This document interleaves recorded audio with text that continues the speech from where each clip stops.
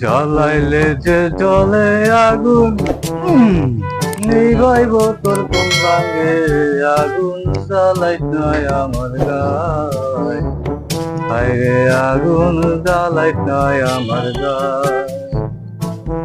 ভাই একটা রংটা দিন তো, একটা বন Meanwhile, তুমি ছিটে দিয়ে ভাই একটু বন দিতেছি।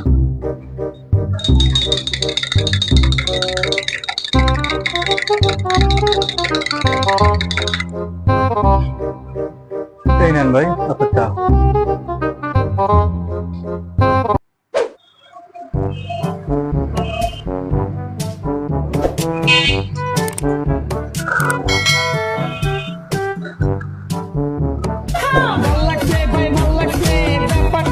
ভাই চার মধ্যে কি দিছেন?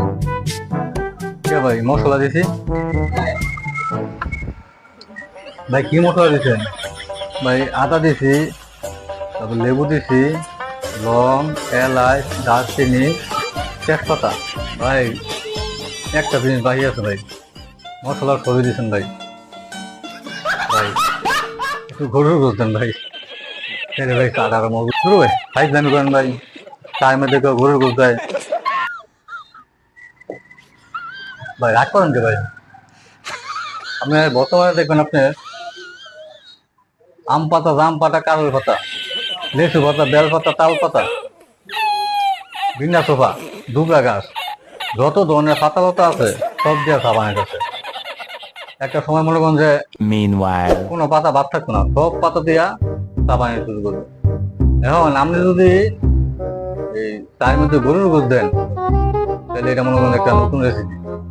এটা কিন্তু এখন কেউ মাথায় ধরে নেই। যদি আপনি শুরু করেন ভাই, ব্যাপক চলবো ভাই। এটা পুরো এরকম একটা রেসিপি, এটা কারো মাথায় কিন্তু এই বুদ্ধিটা আমার মধ্যে ঢুকে নেই। আপনি শুরু করেন দেখবেন, সেই চলবো ভাই, সেই চলবো। যেভাবে শুরু হয়েছে লতা পাতা দিয়ে চা বানানি, লাস্টে এটার মধ্যে যাইবো। মনে করেন আমার মতো মূর্খ, ব্যাকডেট কামলা যারা আছে এরা মনে করেন আপনার কাছে করবো ভাই একটা গরুর করতে চা দেন। দেখছেন ভাই শুনতে কত শান্তি, গরুর করতে চা। আর যারা মনে করেন একটু আপডেট, শিক্ষিত, আধুনিক, তারা এগোবো মাম্মা একটা বিফ চা দেন। বাহ, বিফ চা শুনতে তো ভাই অবাক লাগে ভাই। আপনি শুরু করেন ভাই, আমি আসি। ভাই জায়গা আমার কথাটা, আমার আইডিয়াটা চিন্তা করে দে, কথা তো খারাপ করে নাই, চিন্তা করে দেখছি আইডিয়াটা